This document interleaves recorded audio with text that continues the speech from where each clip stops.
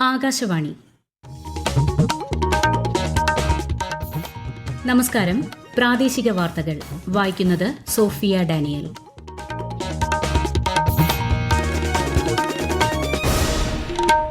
പ്രധാന വാർത്തകൾ.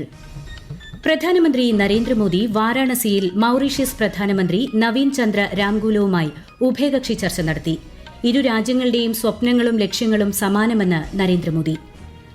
രാജ്യത്ത് തിരുവനന്തപുരം ഉൾപ്പെടെയുള്ള വിമാനത്താവളങ്ങളിൽ എമിഗ്രേഷൻ ക്ലിയറൻസ് പ്രക്രിയ വേഗത്തിലാക്കുന്ന സംവിധാനം കേന്ദ്ര ആഭ്യന്തരമന്ത്രി അമിത്ഷാ ഓൺലൈനായി ഉദ്ഘാടനം ചെയ്തു.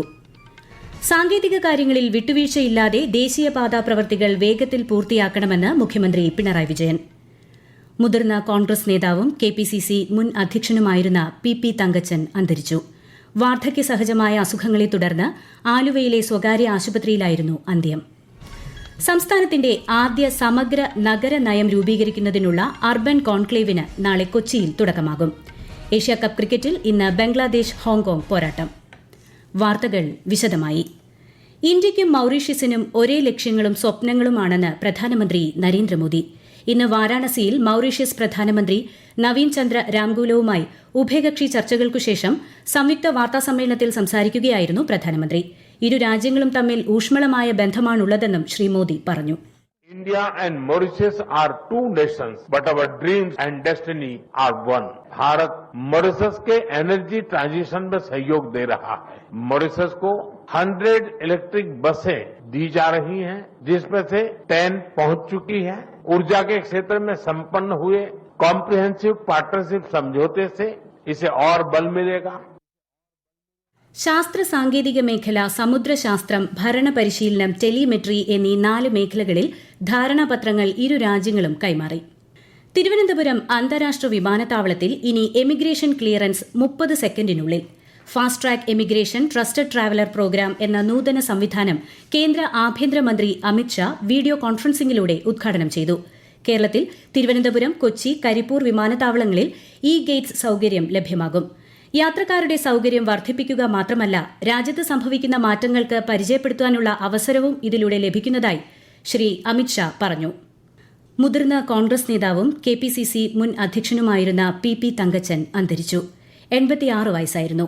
വാർദ്ധക്യസഹജമായ അസുഖങ്ങളെ തുടർന്ന് ആലുവയിലെ ആശുപത്രിയിൽ ചികിത്സയിലായിരുന്നു. ഇന്ന് വൈകുന്നേരം 4:30 അന്ത്യം. 1982 മുതൽ 1996 വരെ പെരുമ്പാവൂർ MLA ആയിരുന്ന അദ്ദേഹം 95-ൽ AK ആന്റണി മന്ത്രിസഭയിൽ കൃഷിമന്ത്രിയായി. 1991 മുതൽ 95 വരെ സ്പീക്കറായും അദ്ദേഹം പ്രവർത്തിച്ചു.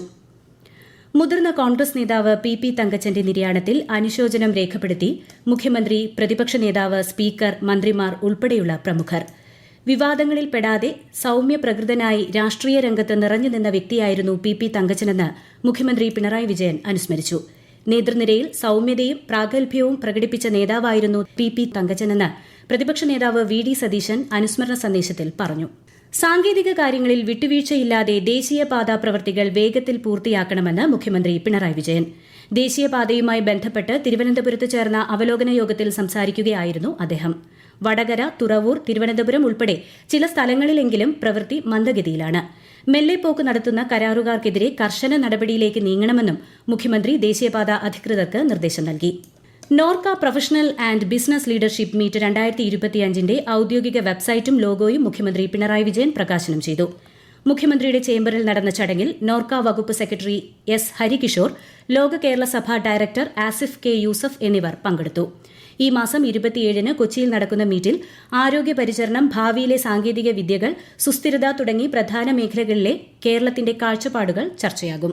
പുതുതലമുറ GST പരിഷ്കാരങ്ങൾ വഴി ഗാർഹിക ഇലക്ട്രോണിക് ഉപകരണങ്ങളുടെ വിലയിൽ ഗണ്യമായ കുറവുണ്ടാകുമെന്ന് കേന്ദ്ര സർക്കാർ.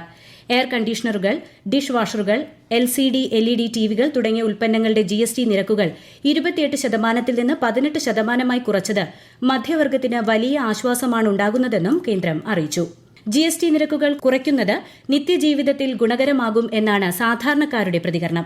എറണാകുളത്ത് നിന്നുള്ള അധ്യാപിക രജിത ആകാശവാണി വാർത്തകളോട്.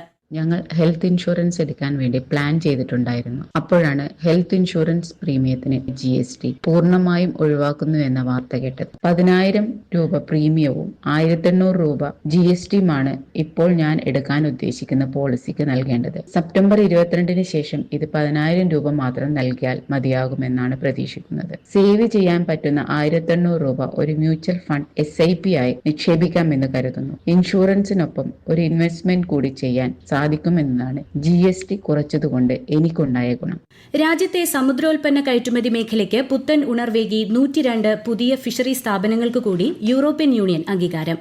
അമേരിക്കൻ ചുങ്കമടക്കമുള്ള വെല്ലുവിളികളെ മറികടന്ന് യൂറോപ്യൻ വിപണിയിൽ ശക്തമായി ചുവടുറപ്പിക്കാൻ ഈ തീരുമാനം ഇന്ത്യയ്ക്ക് സഹായകമാകും. ഈ വാർത്തകൾ ആകാശവാണിയിൽ നിന്ന്.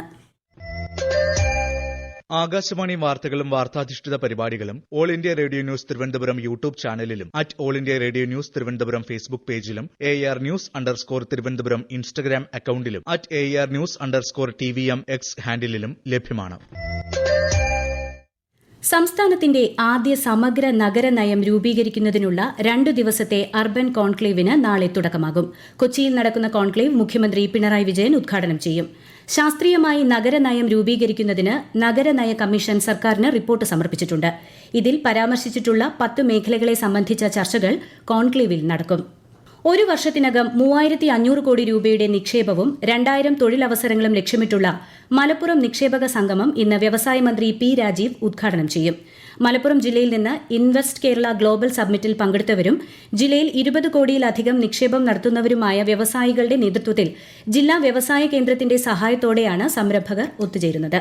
തിരുവനന്തപുരത്ത് മസ്തിഷ്ക മരണം സംഭവിച്ച വ്യക്തിയുടെ ഹൃദയം എയർ ആംബുലൻസിൽ കൊച്ചിയിലെത്തിച്ചു. ഹൃദയ കൈമാറ്റത്തിനുള്ള നടപടികൾ ഏകോപിപ്പിക്കാൻ എല്ലാ നടപടികളും സ്വീകരിച്ചതായി ആരോഗ്യമന്ത്രി വീണ ജോർജ് അറിയിച്ചു. കൂടുതൽ വിവരങ്ങളുമായി ആകാശവാണി ലേഖകൻ സ്മിതി M. പള്ളുരുത്തി. റോഡപകടത്തിൽ പരിക്കേറ്റ് തിരുവനന്തപുരത്ത് സ്വകാര്യ ആശുപത്രിയിൽ ചികിത്സയിലായിരുന്ന യുവാവിന് മസ്തിഷ്ക മരണം സംഭവിച്ച ഘട്ടത്തിലാണ് ബന്ധുക്കൾ അവയവദാന സന്നദ്ധത അറിയിച്ചത്. ഹൃദയവും വൃക്കയും നേത്രപടലങ്ങളും കരളും അടക്കം 6 അവയവങ്ങളാണ് ദാനം ചെയ്തത്. ആഭ്യന്തര വകുപ്പിന്റെ ഹെലികോപ്റ്റർ ഉപയോഗിച്ചായിരുന്നു ഹൃദയം തിരുവനന്തപുരത്ത് നിന്ന് എറണാകുളം ബോൾഗാട്ടിയിൽ എത്തിച്ചത്. അവിടെ നിന്ന് റോഡ് മാർഗം കൊച്ചിയിലെ സ്വകാര്യ ആശുപത്രിയിലേക്കും എത്തിച്ചു. എയർ ആംബുലൻസിലേക്കുള്ള യാത്രയും അതിനുശേഷമുള്ള യാത്രയും സുഗമമാക്കാൻ പോലീസ് പ്രത്യേക സൗകര്യങ്ങൾ ഒരുക്കിയിരുന്നു. ഏഷ്യാകപ്പ് ക്രിക്കറ്റിൽ ഇന്ന് ബംഗ്ലാദേശും ഹോങ്കോങ്ങും തമ്മിൽ ഏറ്റുമുട്ടും. അബുദാബിയിലെ ഷെയ്ഖ് സായിദ് സ്റ്റേഡിയത്തിൽ ഇന്ത്യൻ സമയം രാത്രി 8 മണിക്കാണ് മത്സരം. സംസ്ഥാനത്ത് അമീബിക് മസ്തിഷ്ക ജ്വരം ബാധിച്ച് ഒരാൾ കൂടി മരിച്ചു. മലപ്പുറം ചേലമ്പ്ര സ്വദേശി ഷാജിയാണ് മരിച്ചത്. 2 ആഴ്ചയായി കോഴിക്കോട് മെഡിക്കൽ കോളേജ് ആശുപത്രിയിൽ ചികിത്സയിലായിരുന്നു. നിലവിൽ 3 കുട്ടികൾ ഉൾപ്പെടെ 10 പേരാണ് കോഴിക്കോട് ചികിത്സയിൽ കഴിയുന്നത്. ഡെങ്കു മലേറിയ വ്യാപനം തടയാൻ സംസ്ഥാനങ്ങൾ നടത്തുന്ന പ്രതിരോധ പ്രവർത്തനങ്ങൾ കേന്ദ്ര ആരോഗ്യമന്ത്രി JP നഡ്ഡ അവലോകനം ചെയ്തു. പൊതുജനാരോഗ്യം സംരക്ഷിക്കുന്നതിന് മുൻഗണന നൽകണമെന്നും പകർച്ചവ്യാധികളുടെ ഫലപ്രദമായ നിയന്ത്രണത്തിനായി അവബോധ പ്രവർത്തനങ്ങൾ ശക്തമാക്കണമെന്നും അദ്ദേഹം ആവശ്യപ്പെട്ടു. വിഷയത്തിൽ 20 ദിവസത്തിനുള്ളിൽ കർമ്മ പദ്ധതികൾ തയ്യാറാക്കാനും കേന്ദ്രമന്ത്രി നിർദ്ദേശിച്ചു. 15ാം കേരള നിയമസഭയുടെ 14ാം സമ്മേളനത്തിന് ഈ മാസം 15-ന് തുടക്കമാകും. ഒക്ടോബർ 10 വരെ 12 ദിവസം സഭ സമ്മേളിക്കും. ആദ്യ ദിനം അന്തരിച്ച മുൻ മുഖ്യമന്ത്രി VS അച്യുതാനന്ദൻ, വാഴൂർ സോമൻ MLA എന്നിവർക്ക് അനുശോചനം അർപ്പിച്ച് സഭ പിരിയും. കേന്ദ്ര സർക്കാരിന്റെ സ്വദേശ് ദർശൻ 2.0 സ്കീമിൽ ഉൾപ്പെടുത്തി നവീകരണ പ്രവൃത്തികൾ ആരംഭിക്കുന്നതിനാൽ ഇന്നു മുതൽ മലമ്പുഴ ഉദ്യാനം അടച്ചിടും. ഇനിയൊരു അറിയിപ്പുണ്ടാകുന്നതുവരെ ഉദ്യാനത്തിലേക്ക് സന്ദർശകർക്ക് പ്രവേശനം ഉണ്ടാകില്ല. 2024-25 സാമ്പത്തിക വർഷത്തിലെ ആദായ നികുതി റിട്ടേണുകൾ സമർപ്പിക്കാനുള്ള സമയപരിധി ഈ മാസം 15-ന് അവസാനിക്കും. വൈകിയുള്ള നികുതി സമർപ്പണത്തിന് പിഴയും പലിശയും ഈടാക്കും. പ്രധാന വാർത്തകൾ വീണ്ടും. പ്രധാനമന്ത്രി നരേന്ദ്രമോദി വാരാണസിയിൽ മൌറീഷ്യസ് പ്രധാനമന്ത്രി നവീൻ ചന്ദ്ര രാംഗൂലവുമായി ഉഭയകക്ഷി ചർച്ച നടത്തി. ഇരു രാജ്യങ്ങളുടെയും സ്വപ്നങ്ങളും ലക്ഷ്യങ്ങളും സമാനമെന്ന് നരേന്ദ്രമോദി. രാജ്യത്ത് തിരുവനന്തപുരം ഉൾപ്പെടെയുള്ള വിമാനത്താവളങ്ങളിൽ എമിഗ്രേഷൻ ക്ലിയറൻസ് പ്രക്രിയ വേഗത്തിലാക്കുന്ന സംവിധാനം കേന്ദ്ര ആഭ്യന്തരമന്ത്രി അമിത്ഷാ ഓൺലൈനായി ഉദ്ഘാടനം ചെയ്തു. സാങ്കേതിക കാര്യങ്ങളിൽ വിട്ടുവീഴ്ചയില്ലാതെ ദേശീയപാതാ പ്രവൃത്തികൾ വേഗത്തിൽ പൂർത്തിയാക്കണമെന്ന് മുഖ്യമന്ത്രി പിണറായി വിജയൻ. മുതിർന്ന കോൺഗ്രസ് നേതാവും KPCC മുൻ അധ്യക്ഷനുമായിരുന്ന PP തങ്കച്ചൻ അന്തരിച്ചു. വാർദ്ധക്യ സഹജമായ അസുഖങ്ങളെ തുടർന്ന് ആലുവയിലെ സ്വകാര്യ ആശുപത്രിയിലായിരുന്നു അന്ത്യം. സംസ്ഥാനത്തിന്റെ ആദ്യ സമഗ്ര നഗരനയം രൂപീകരിക്കുന്നതിനുള്ള അർബൻ കോൺക്ലേവിന് നാളെ കൊച്ചിയിൽ തുടക്കമാകും. ഏഷ്യാകപ്പ് ക്രിക്കറ്റിൽ ഇന്ന് ബംഗ്ലാദേശ് ഹോങ്കോങ് പോരാട്ടം. പ്രാദേശിക വാർത്തകൾ കഴിഞ്ഞു. അടുത്ത വാർത്താ പ്രക്ഷേപണം രാത്രി 7:25-ന്.